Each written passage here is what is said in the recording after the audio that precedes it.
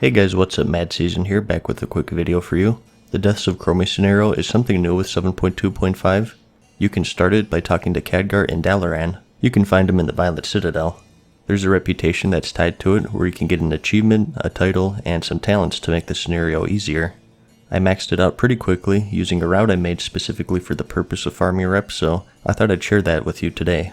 So for this route to work, you do have to do the initial couple runs of the scenario where you reveal the positions of the enemies at the Dragon Shrines and unlock their chrono portals in the middle.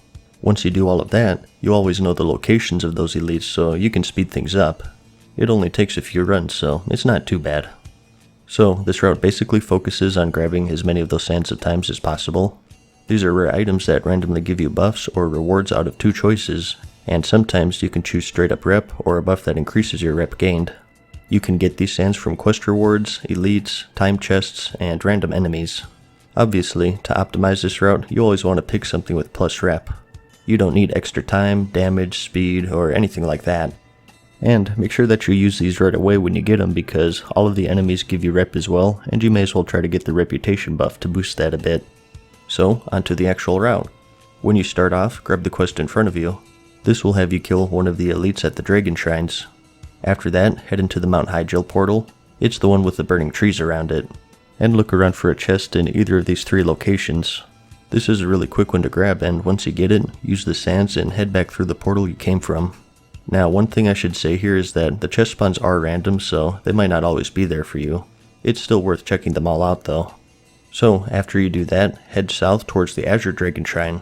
And, on the way, keep an eye out for wandering enemies called Magnetars. These are bonus elite enemies that you can kill, and they can drop 1 or 2 sands each, so they're worth taking out if you see them. Once you reach the Azure Dragon Shrine, kill the enemy here that you located on the floating platform, and after that, head to the southeastern area of the shrine to see if you got the chest spawn. It should be next to 2 enemies. If it's not there, check the platform at coordinates 5465. After that, head east to the Emerald Dragon Shrine, kill the elite there, and head to this eastern part for another possible chest spawn. And there's also a chance for a chest to spawn in the water in front of the statue. At this point, you want to fly up into the air and suicide to get teleported back to Wormrest. I recommend making 2 gear sets that switch between naked and your normal gear so you don't waste gold. Next, head northwest to the Ruby Dragon Shrine, and on the way, make sure you keep an eye out for those wandering Magnetar. Kill the elite at the Ruby Dragon Shrine, and check the following 2 locations for chest spawns. For your convenience, I'll have these maps in the description if you ever need to pull them up. Next, head northwest to the Obsidian Dragon Shrine, kill the elite located here, and head inside of the cave and follow this route to a dead end. Sometimes you can catch a triple chest spawn here, which is really nice. If it's not here, it's further in the cave as you can see from this map. Generally, it takes too long to get to, and it's not worth it in my opinion. And that's pretty much the route. One last thing is, if your initial quest was at the Ruby or Obsidian Dragon Shrine, take off your gear and suicide back to Wormrest to turn that in. At this point, you want to make sure you used all of your Sands of Time and collected all of your reputation.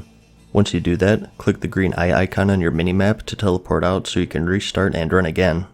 I managed to max out the rep in about an hour of straight running after I did that initial process. It doesn't even really take that long, but I thought that this would still be handy for you speedrunners out there. You can also enter the Anderhall portal for some pretty good reputation as well.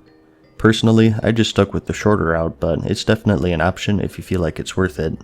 If you have any tips that I might have missed, go ahead and leave them in the comments to help other people out. One thing I didn't mention is that there is a talent that you can get that increases the amount of reputation you get, but it really isn't that necessary. You can grab it, but it only increases your reputation gained when your timer is low, and for this route specifically, you don't get much benefit out of that. Another thing is that this route isn't too shabby for gold and pet farming. One of your choices that you may see is a cache. These contain a small amount of gold and also a chance of getting 1 of 2 rare pets. You can cage these pets by right-clicking them in your pet menu after learning them, and then you can sell them on the auction house from there. So, it could be a good bit of gold if those sell well. But that's about it, I guess. I hope you found this video helpful, like it if you liked it, and thanks for watching. Peace.